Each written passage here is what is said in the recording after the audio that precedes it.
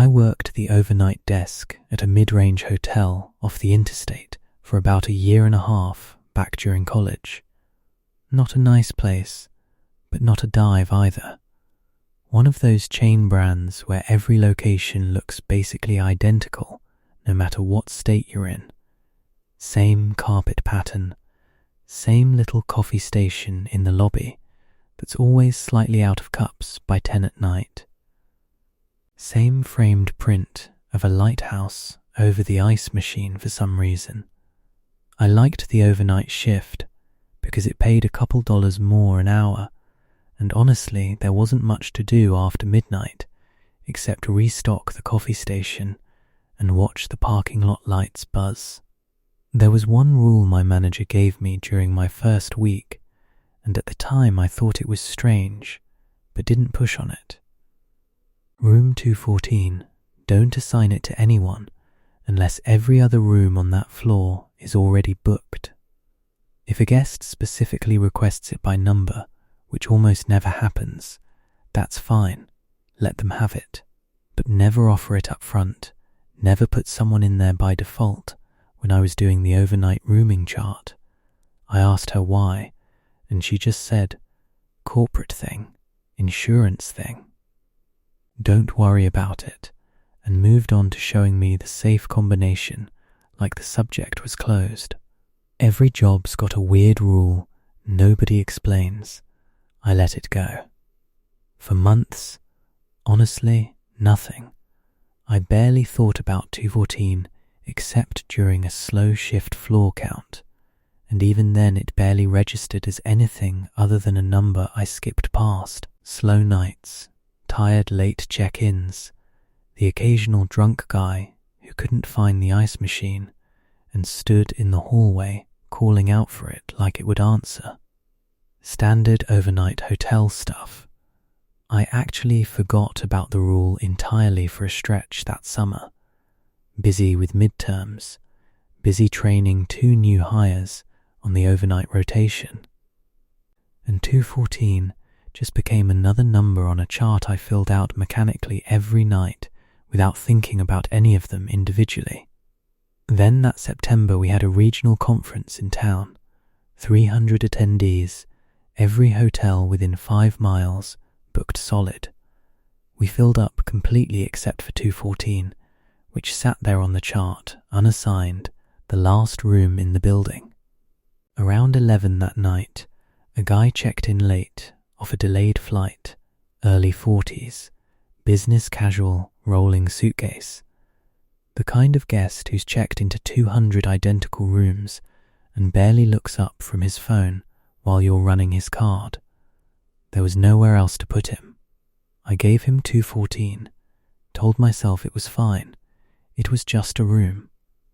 About 20 minutes after he went up, the phone at the desk rang. It was him.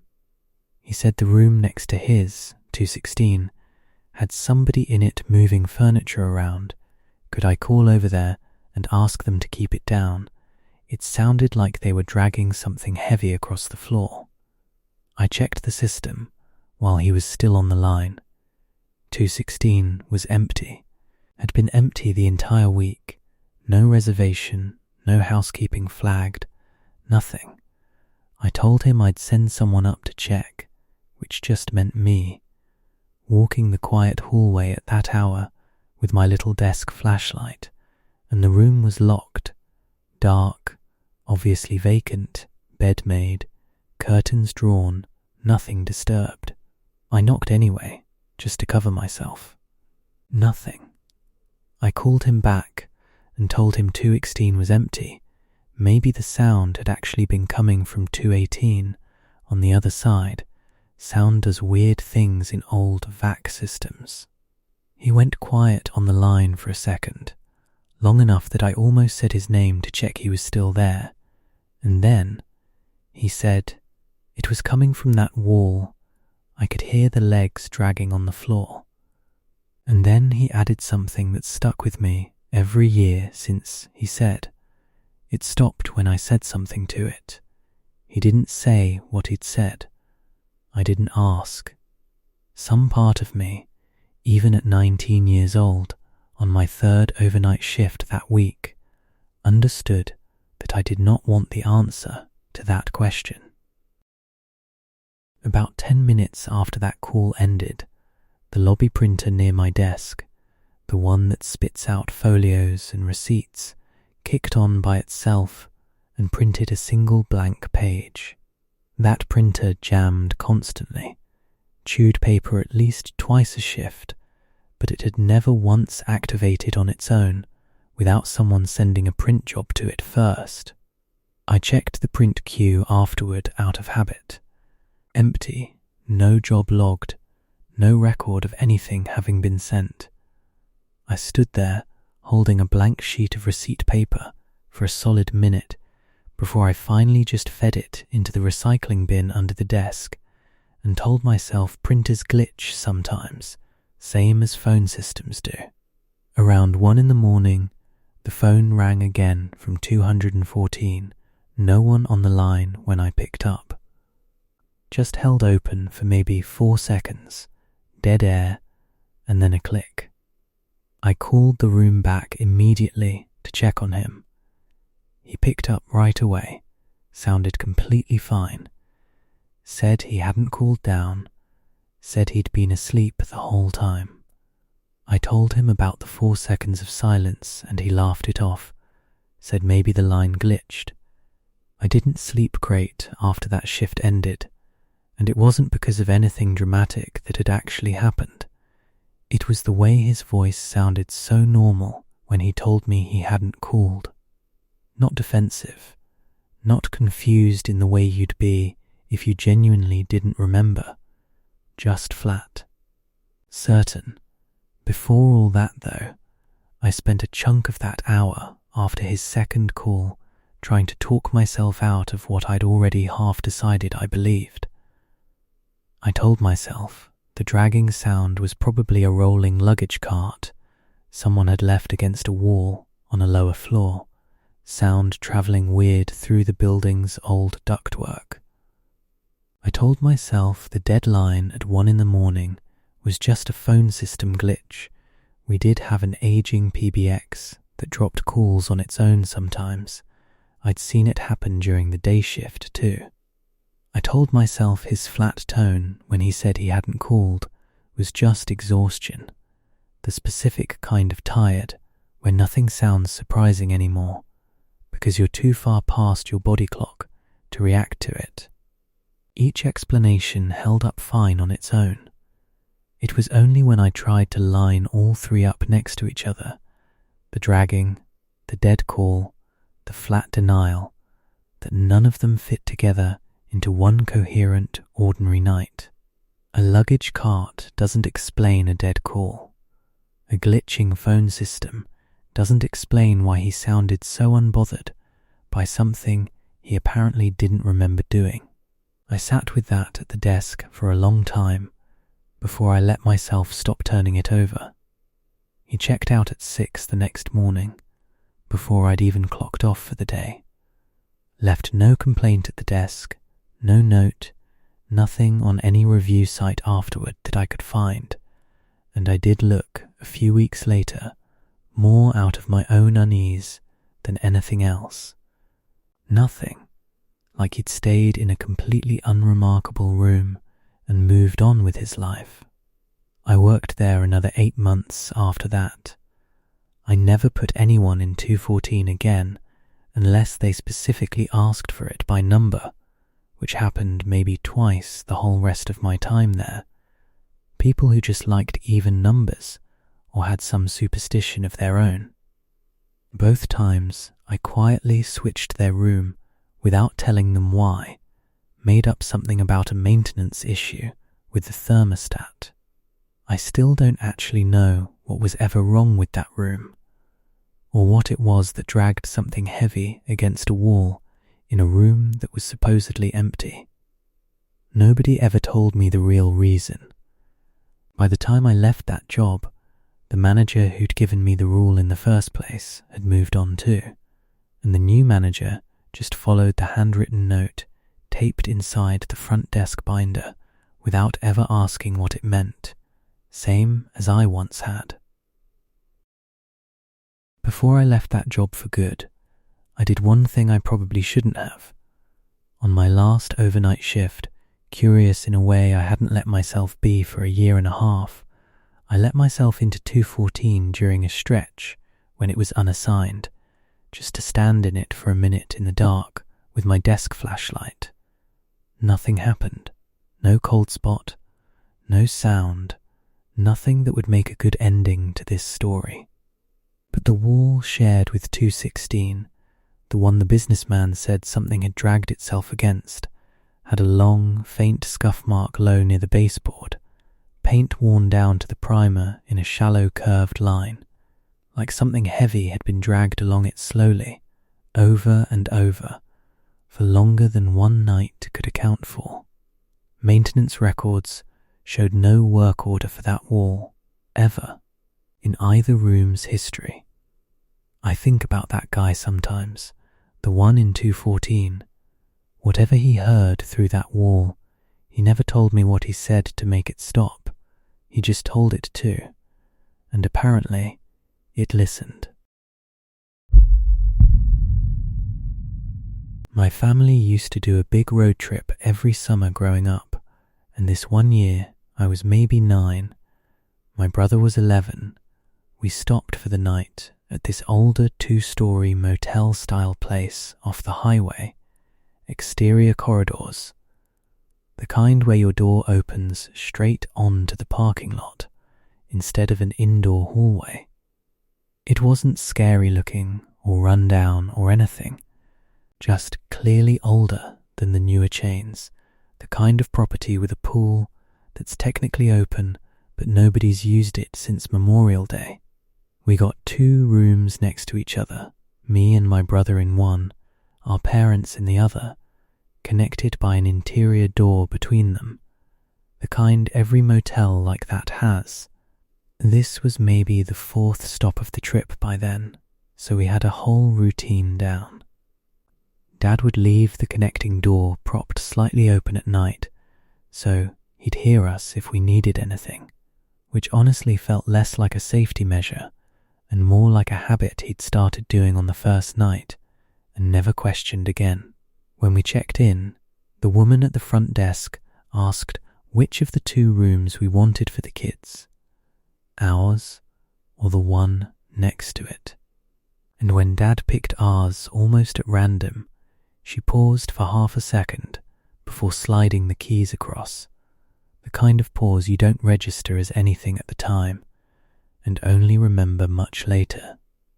She mentioned, almost as a throwaway comment while printing the paperwork, that the room on the other side of ours, not the connecting room, the one past that, had been closed for renovation for a while now. Nobody in my family thought anything of it. Motels close rooms for renovation all the time. First night at that particular motel, completely uneventful. We fell asleep to the sound of the highway and woke up to the sound of the ice machine 2 doors down being murdered by somebody's cooler. Second night, my brother woke me up in the dark because he said someone had knocked on our door, the outside door, the actual exterior one facing the parking lot, not the connecting door, 3 times, evenly spaced, like someone tapping out a rhythm rather than knocking to get attention. I didn't hear it myself, I'd been asleep, but he was oddly precise about the details for an 11-year-old, the way he counted the beats out for me the next morning like he'd been keeping score. I believed him a little, more because of how specific he was than because I trusted him in general, since he also once convinced me the vending machine downstairs was haunted because it ate his dollar. We didn't tell our parents. We were kids, and it felt more like a we'll get in trouble for being scared and making them switch rooms situation than a go tell an adult something happened situation, which, thinking back on it now as an adult myself, is a very specific kind of kid logic that makes no sense from the outside. Third night, I heard it myself. 3 knocks, evenly spaced, on our exterior door. I froze completely, didn't say a word, didn't even wake my brother up, just lay there staring at the ceiling, doing math on how long it had been since the knocking stopped. About a minute later, and I remember this clearly, because I was staring right at the little motel clock radio on the nightstand between our beds. 3 more knocks, same exact spacing, except this time coming from the connecting door, the one that was propped open to my parents' room. I got up enough nerve to look through the peephole of our exterior door first. Empty walkway, 1 security light at the far end of the corridor, buzzing faintly, moths circling it. I went back to bed and did not check the connecting door, because some part of me understood I didn't actually want to know what was or wasn't standing on the other side of it. Lying there afterward, I ran through every boring explanation a 9-year-old could think of. Maybe it was the ice machine cycling, the compressor kicking on with a rhythmic clunk that could sound like knocking if you were half asleep. Maybe it was another guest, drunk, at the wrong door, and they'd just moved on to the correct room after realizing their mistake. Maybe it was the wind catching a loose gutter somewhere above us, 3 taps as it worked itself free and then settled.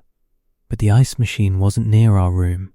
I'd walked past it earlier, and it was a good 30 feet down an open-air walkway. A drunk guest at the wrong door doesn't usually knock twice, on 2 separate doors, in the exact same rhythm, a full minute apart. And there was no wind that night, I remember, because the pool cover hadn't so much as rippled when I'd looked out earlier. None of the easy answers actually fit once I lined them up, and I was 9, so I did what 9-year-olds do with things that don't fit.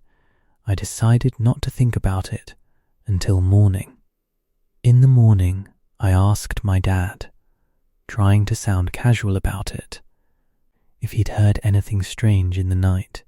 He said actually, he'd heard 3 knocks on the connecting door around 2 a.m, figured it was one of us wanting to climb in with them, like we sometimes did on long trips, and he'd gotten up and opened it to check. Said nobody was there. Said my brother and I were both fast asleep in our beds when he looked in.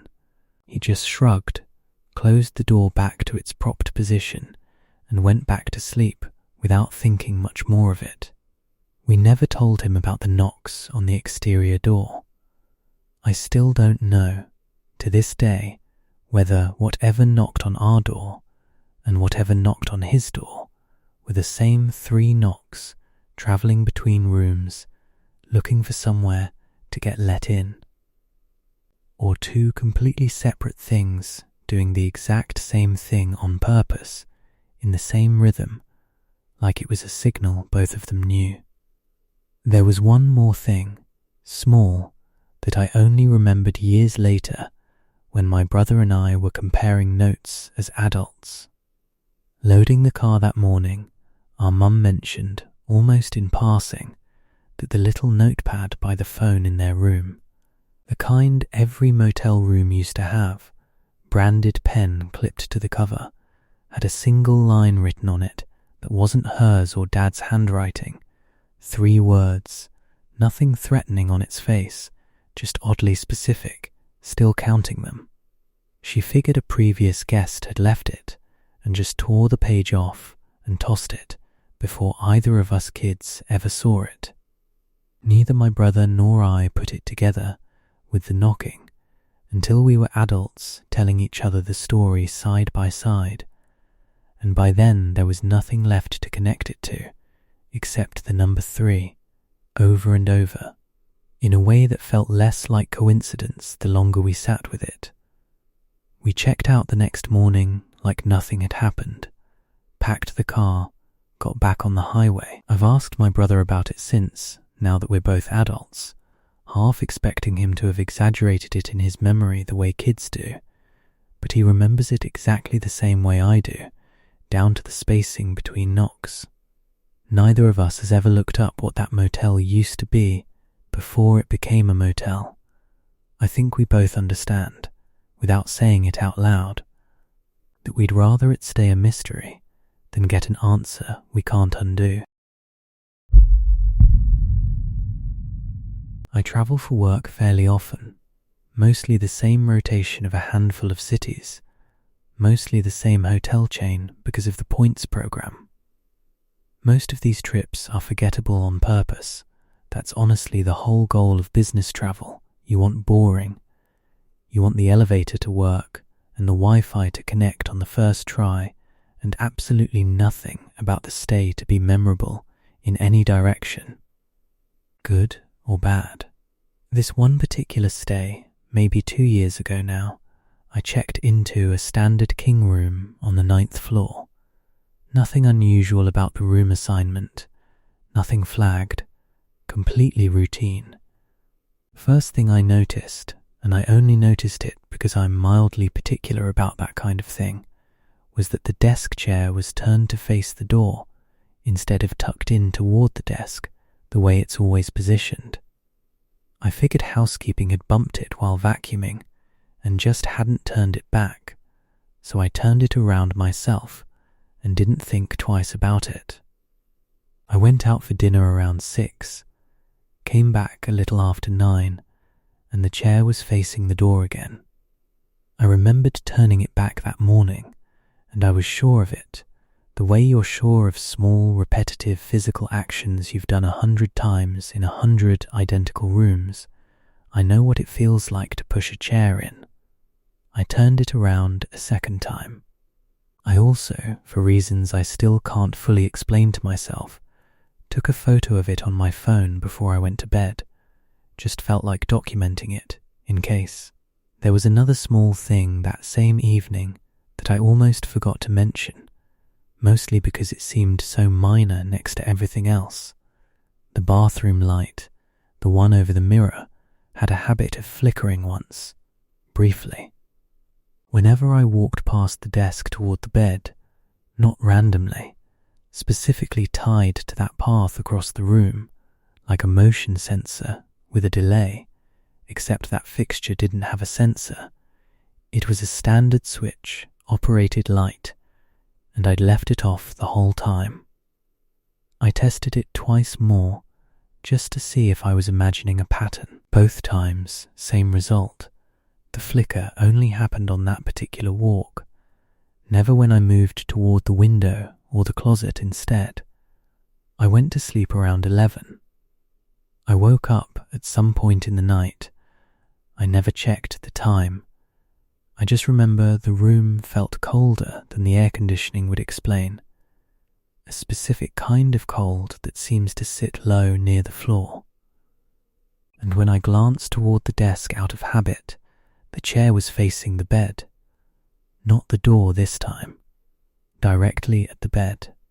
I checked the photo the next morning against how it currently looked, side by side. It had definitely moved, definitely not the position I'd left it in. I called down to the front desk, mostly just to ask if maintenance had come into the room overnight for any reason. They told me no one had been dispatched to my room at all. The woman on the phone asked, in a tone that was just a little too careful, which room number I was calling from, and when I told her, there was a pause, not long, maybe a second and a half, before she said, "Okay, thank you," one moment, like she needed to check something before continuing. I asked her directly if there was something specific about that room she could tell me. She gave me the standard corporate line, said she wasn't able to discuss other guest situations, which, depending on how you read it, technically confirmed there was a situation to not discuss in the first place. Before I hung up, almost as an afterthought, I asked if the room had a history of maintenance requests, thinking a more neutral question might get me something useful. She hesitated again and said there'd been a few, which for a standard king room on a business floor isn't a normal answer. Most rooms in that kind of hotel get maybe one work order a year, a sticky drawer, a flickering bulb.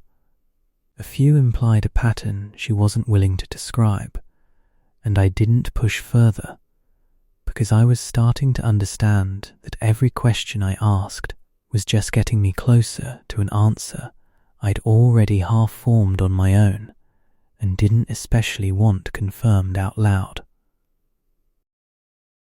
I ran through the sensible explanations on the way to the front desk. Maybe a different guest had been let into my room by mistake and had touched the chair before realizing the error, but the key log would show that, and when I asked, they told me no other key had been cut for that room during my stay. Maybe I'd simply misremembered turning it back the second time. My brain filling in an action I hadn't actually completed, except I had the photo, time-stamped, chair facing the door at 9:47 p.m., which meant either I was wrong about my own memory or something in that room had genuinely moved on its own twice in one night. Maybe the carpet itself was uneven and the chair's wheels had simply drifted under their own weight. Except carpet doesn't roll a chair 90 degrees in a specific, deliberate direction twice toward two different points in the room without so much as a nudge to start it moving. I switched rooms that day, mid-stay, telling them I just wanted a different view, no real explanation needed. They moved me without any pushback, no fee, no paperwork hassle. Which in my experience with that chain almost never happens that smoothly, unless there's an incentive on their end to get you out of the old room quietly and without a formal complaint on file. I still stay at that same chain regularly. I've been back to that specific property twice since on points, and both times I've deliberately avoided booking that room number. Even though the app lets you request a room, and I've never told them why. I don't know what it means that the chair kept turning to face wherever I was standing or lying in the room. First the door, then the bed, like it was tracking.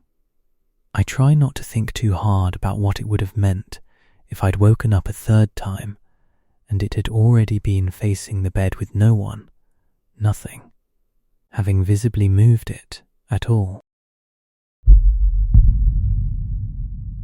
First year out of high school, mostly just needed something steady while I figured out what I actually wanted to do next. The work itself was fine, tiring, repetitive. You get fast at stripping and remaking a bed without really thinking about who slept in it the night before, which is honestly a useful skill to develop quickly in that line of work. The hotel itself was a 4-story property near a hospital, mostly booked by families visiting patients and travelling nurses doing short-term contracts, so the guest turnover was constant and nobody ever really got to know a room number well enough to have opinions about it. Nobody except the crew, who worked the same floors week after week and picked up on things guests never stuck around long. Enough to notice. There was a supply closet on the 4th floor that the other housekeepers avoided, and I mean actively avoided, like they'd walk an extra 40 feet to grab towels from the 3rd floor closet instead, even though the 4th floor one was directly across from where our carts staged for that section. Nobody explained it outright. They just did it, silently, like it was an unwritten policy everyone already knew. After a few weeks of watching this happen, I finally asked one of the older women on the crew, Marisol, why nobody used it. She told me, pretty flatly, not like she was trying to scare me, that a housekeeper had gotten locked in there years before anyone currently on staff had even started, and that the door still sometimes locked itself on its own, even though the hardware had been replaced twice since then by 2 different maintenance contractors. She said it the same way you'd mention a leaky pipe on the 2nd floor that management kept meaning to fix, a known inconvenience, not a ghost story. I didn't believe it enough to actually avoid the closet myself, mostly because I didn't want to walk the extra distance every single shift for the rest of the summer, so I kept using it like normal. Nothing happened for a couple months straight. Standard supply closet, mop bucket, shelves of folded towels, extra pillows in plastic, that heavy smell of industrial detergent that gets into your clothes no matter how many times you wash them. The only thing I noticed, and it barely registered as anything at the time, was that the temperature in there never quite matched the hallway. The rest of the 4th floor ran warm. The building's vac always pushed too much heat to that side. Guests complained about it constantly. But the closet stayed noticeably cooler, enough that I actually liked ducking in there on hot afternoons. And I remember thinking it was just because it didn't have a vent, nothing more than that. There was also the shelf itself, the one with the folded towels I noticed over the weeks, that no matter how carefully I squared the stack when I refilled it, by my next shift the corners would be a little uneven again, like something had been pulled from the middle of the stack rather than the top. Which isn't how any of the other housekeepers restocked, and isn't how I restocked either. I mentioned it once to Marisol, half joking, and she just said, without missing a beat, don't take from the middle of that shelf, like it was an actual established rule rather than a passing comment, and then went back to folding a fitted sheet like she hadn't said anything unusual at all. Then one afternoon, maybe October, I was in there restocking my cart, and the door swung shut behind me. Not slammed, swung slow, deliberate, like someone had pushed it gently from the hallway side rather than it catching a draft, and there's no window in a supply closet, no reason for a draft to exist in there at all. I heard the latch catch.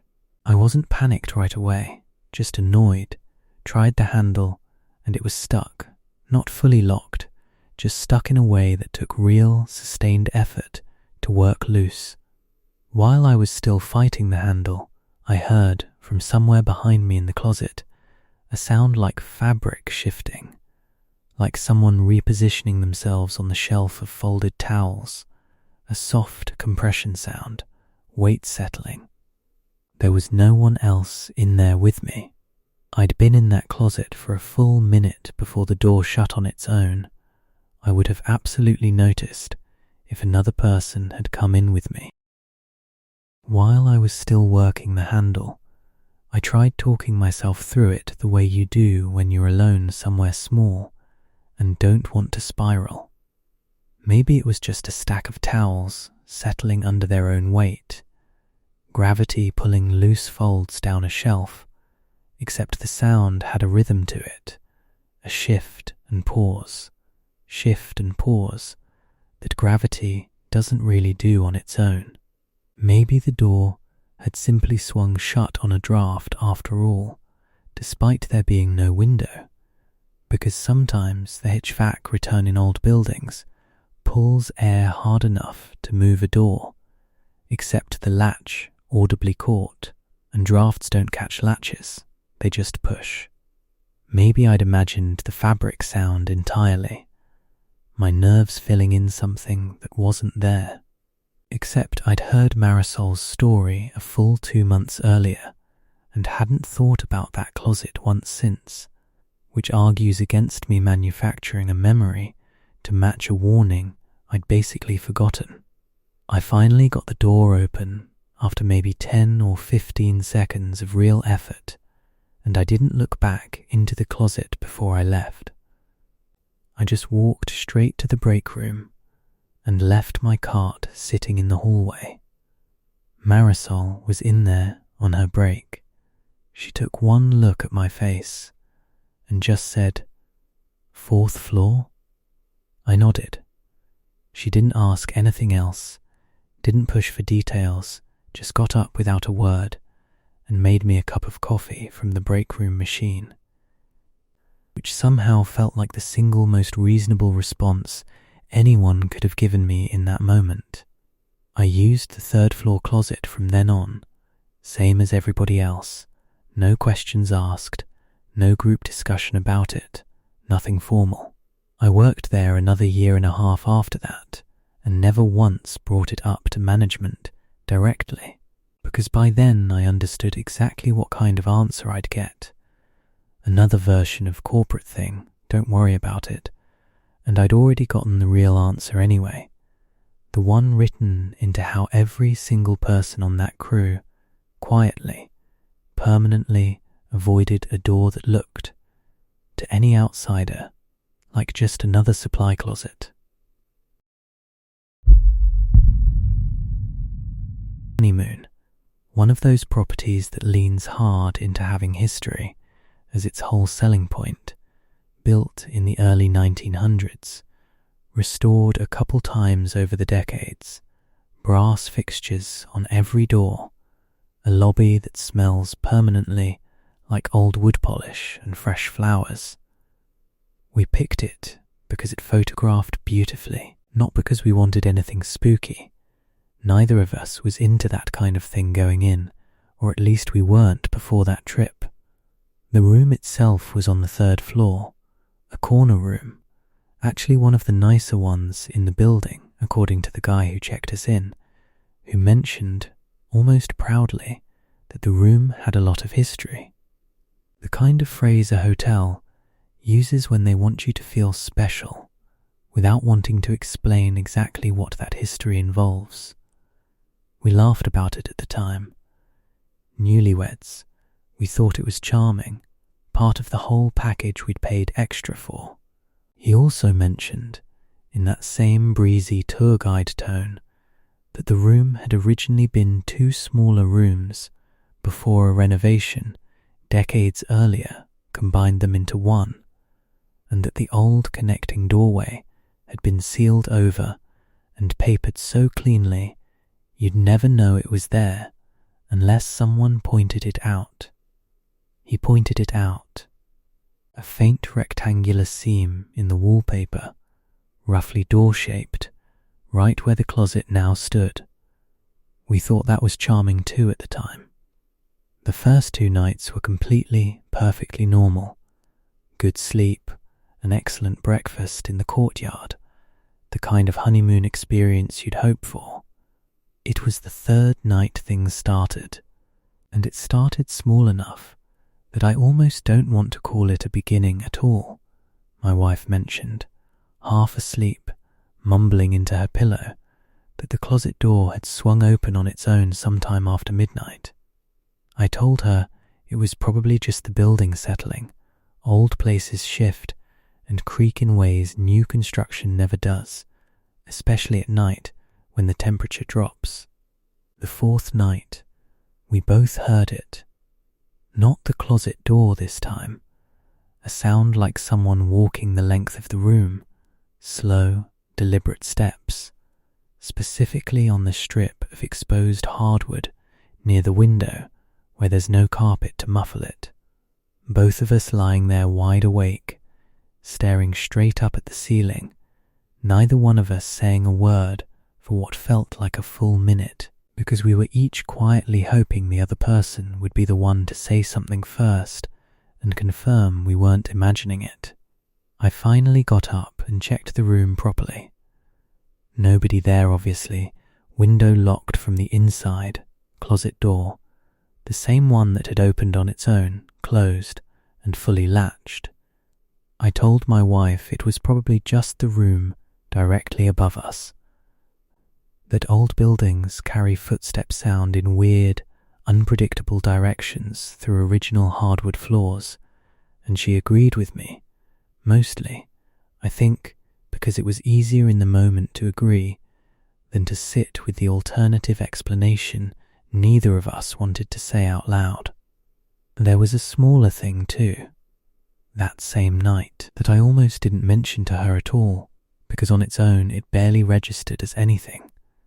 The brass call button by the headboard, an old decorative piece left over from when the hotel used to have room service delivered by hand, non-functional now, just for show, was warm to the touch when I brushed against it getting back into bed. Not hot, not electrical fault warm, just warm the way a doorknob gets warm from someone's hand gripping it for a while. I didn't say anything about it that night. I mentioned it the next morning almost as a joke, and my wife went very quiet and said she'd noticed the exact same thing 2 nights earlier and hadn't told me either, for the same reason I hadn't told her. Neither of us had wanted to be the one who made it real first. Between the warm brass and the footsteps on the hardwood, I spent that whole next day trying to build a version of events that didn't require anything unusual. The warmth could have been residual heat from the reading lamp mounted just above it, wiring running close enough to transfer warmth through old brass, plausible, except the lamp had been switched off for hours by the time I touched it. And brass cools fast. It doesn't hold heat like that. The footsteps could have been the room above us, like I'd told her, except when we asked at the front desk the next morning, almost as a throwaway question, we found out the room directly above ours was a linen storage room, not a guest room at all, hadn't been rented out in years. Nobody walks a linen closet at midnight in slow, deliberate steps. 5th night, my wife woke me up around 3 in the morning, not scared exactly, more confused than anything, and told me she'd felt the mattress dip on her side of the bed, like someone had sat down gently on the edge of it. She'd been lying facing away from the room, toward the wall, and she hadn't turned over to look, just stayed completely still until the weight lifted off the mattress again a few seconds later. I asked her why she hadn't turned around to check, and what she said has stuck with me since. She said, because I didn't want to see who it was more than I was scared of not knowing. I understood that completely, in a way I genuinely wish I didn't. We had 1 more night booked after that. We used it. We didn't ask to switch rooms, didn't check out early, mostly out of a kind of stubbornness, and the fact that it was our honeymoon and neither of us wanted the story of our trip to become. We got scared out of a hotel room on our honeymoon. The last night was quiet, completely uneventful, which somehow felt worse in its own way than if something had happened.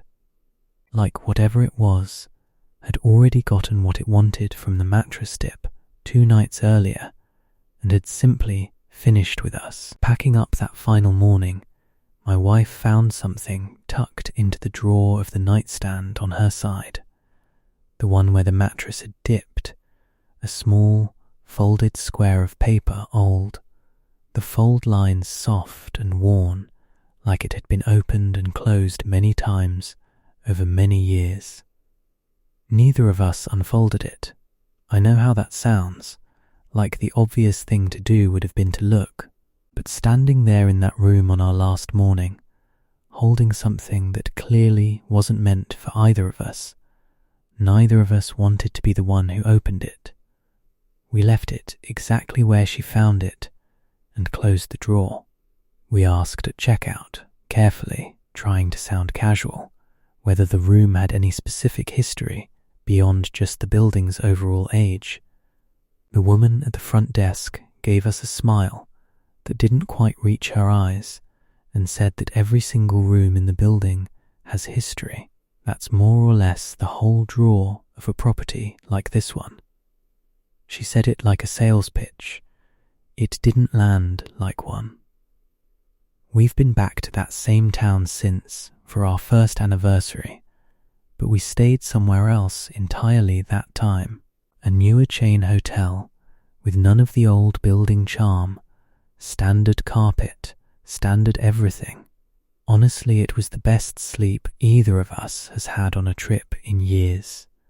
My wife still won't sleep facing away from an open room if we're somewhere unfamiliar, even now. I don't push her on it anymore. I get it.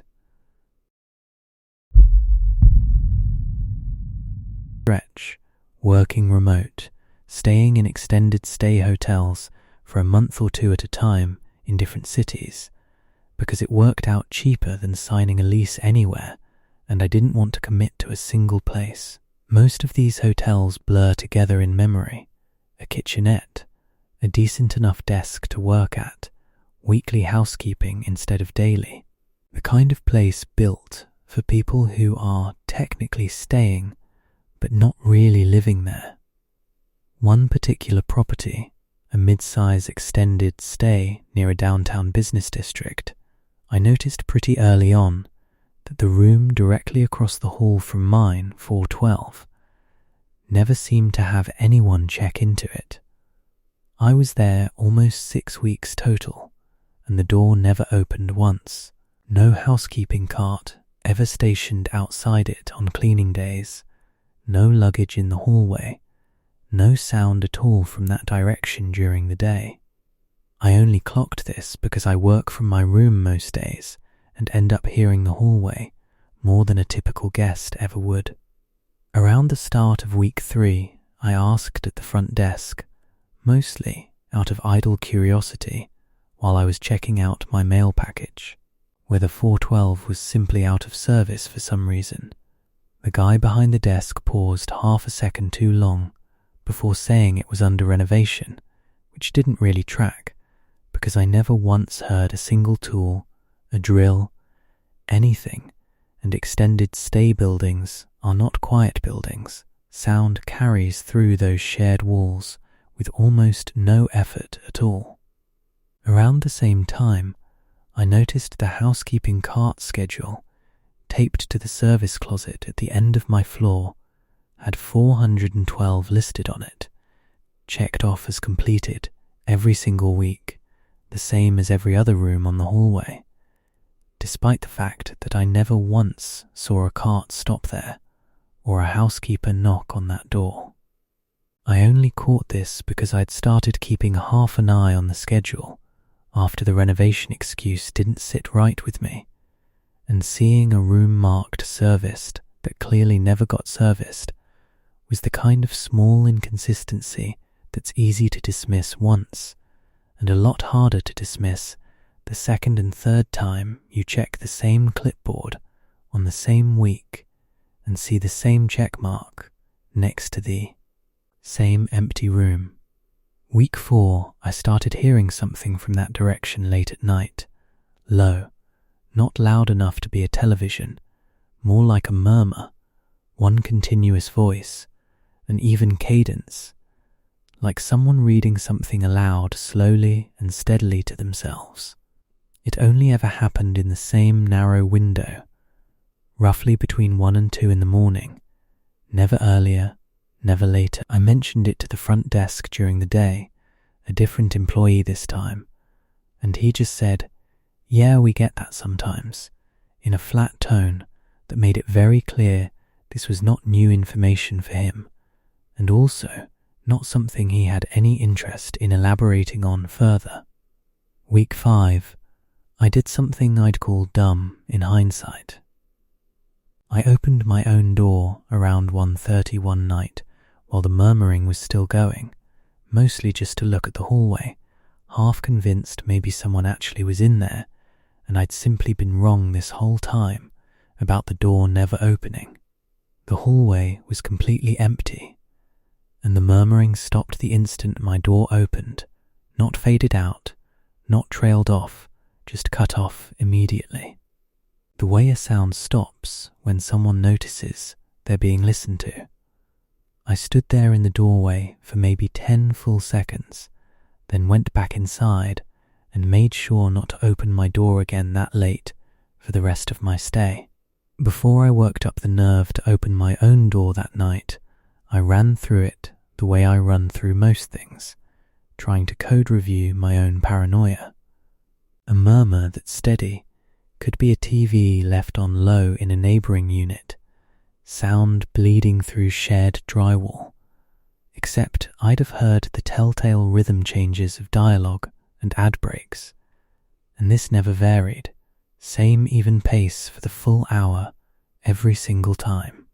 It could have been a maintenance worker doing something overnight, reading off a checklist to themselves. Except no employee badge is issued for a room the front desk swears is empty and under renovation, with zero visible renovation work. It could have been another guest talking to themselves, except that guest would need to exist in a room that had no reservation on file, and that I never once saw a soul enter or leave in 6 weeks of watching that hallway more closely than any normal tenant would. I checked out on schedule a couple weeks later. No incident, nothing dramatic to report. I did look up the building's history afterward, more out of curiosity than genuine dread, and found basically nothing specific tied to that room number, just a passing mention in an old local news archive of the building having had an incident decades before it became part of this particular chain. No further details given. The actual article, locked behind a subscription paywall, I never bothered paying to get past. One more thing, before I left that property for good.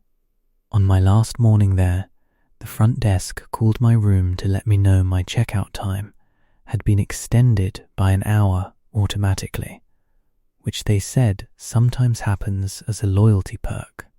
I hadn't asked for it, and wasn't part of any loyalty program with that chain.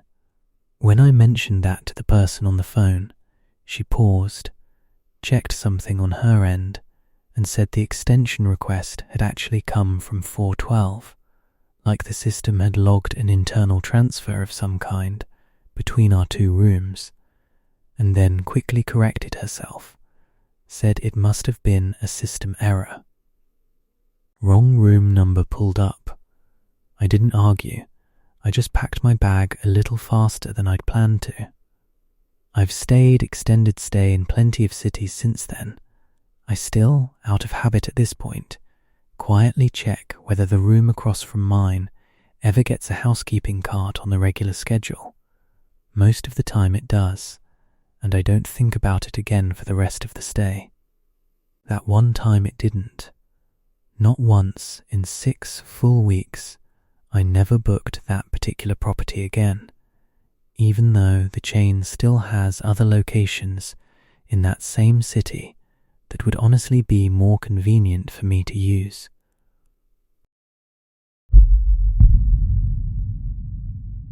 This last one's shorter than the others, and it's honestly the least dramatic on paper, but it's the one I still think about the most, which I think is its own kind of proof that the scary stuff doesn't have to be loud to stick with you. I was driving cross-country by myself, and I stopped for the night at a cheap independent motel just off the highway, mostly because it was already late and I didn't want to push through another hour to reach the nearest chain hotel. Single story, all exterior doors, the kind of place with a hand-painted sign out front and a clerk sitting behind a thick pane of bulletproof glass at the office window. My room was fine, dated furniture, but clean enough, no real complaints. I noticed almost immediately when I walked in that the chain lock on the door had clearly been replaced fairly recently, newer hardware than the rest of the door frame, a slightly different finish on the metal, like someone had swapped it out at some point after the original had been damaged somehow. I didn't think much of it beyond a passing, half-formed thought. That's new, and went about unpacking my bag for the night. I did the usual road trip routine, checked the parking lot from the window to make sure my car was where I left it, ran the shower to see how long it took to warm up, tested the deadbolt and the chain both before I got into bed, mostly out of habit from years of solo travel rather than any specific unease about this particular place. Everything checked out normal. The deadbolt was solid, the chain was stiff with newness the way fresh hardware always is before it gets broken in, and the parking lot outside had exactly the number of cars you'd expect for a Tuesday night at a place like that. I fell asleep faster than I expected to, given how tired I was from the drive. Around midnight, I woke up to the sound of someone slowly trying the door handle. Not knocking, not aggressive at all, just a slow, quiet test of the handle, the kind of motion you'd make if you were checking whether a door was locked, rather than actively trying to force your way through it. I froze completely under the covers, watched the handle turn slightly and stop hard against the deadbolt, and then heard the chain rattle very faintly, like whatever was on the other side had tested that too, gently, without ever applying any real pressure behind it. Lying there in the dark afterward, I tried to reason my way through it the way you do when you're alone in an unfamiliar room and don't want your imagination to run the show. Maybe it was another guest, drunk, mixing up which door was theirs, except drunk guests fumble. They jiggle a handle hard and swear under their breath and eventually knock. They don't test a lock with that kind of careful, patient precision and then simply stop. Maybe it was the motel clerk doing a late security round, except the office light across the lot never so much as flickered the whole time, and I could see it clearly through the gap in the curtain the entire 10 or 15 minutes I lay there afterward, waiting for anything else to happen. Maybe it was the building settling, the kind of old frame shift that can make a door handle seem to move on its own, except settling doesn't produce the distinct two-part sound of a handle turning and then, a beat later, a chain being tested separately, like two different actions performed by something that understood exactly what both pieces of hardware were for. Then, nothing. No footsteps walking away afterward that I could make out, no further sound of any kind, just silence for the rest of the night that somehow felt heavier than ordinary silence, if that distinction makes any sense at all. I didn't fall back asleep. I just lay there watching the outline of the door until the light started coming up outside the curtain. I checked out early the next morning, mentioned what had happened to the clerk, mostly just to gauge his reaction to it. He didn't seem surprised in the slightest. He just said that doors had trouble before, and slid my receipt across the counter without offering anything more, like it was simply a known, filed-away fact about that particular room, rather than something worth discussing further. There was a small logbook on the counter next to the register, the old-fashioned kind, spiral-bound, and while he was processing my payment, I caught a glimpse of an entry from a few months earlier in someone else's handwriting, just a room number and 3 words, handle again, 6, nothing more, tucked in among what looked like routine maintenance notes about ice machines and air conditioning units. He closed the book before I could read anything else. I didn't ask what kind of trouble he meant. I've thought about going back and asking since then. I could probably track the place down again if I dug through my old bank statements from that trip, but at this point I've decided I'd genuinely rather not know what that new chain lock had originally replaced, or why it was the only piece of hardware in that entire room that looked like it was less than 20 years old. That's 7 for tonight. If you've ever stayed somewhere and just had this quiet feeling that the room was already occupied by something you couldn't actually see, I'd believe you.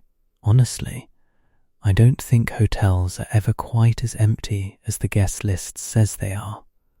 If any of this got under your skin a little, that's kind of the whole point of telling it. But I hope it also helps you drift off tonight, rather than keeps you up staring at your own door. If you want more of these, there's a subscribe button that takes care of that automatically. No pressure either way. Sleep well tonight, or don't check the chain lock too closely before you do.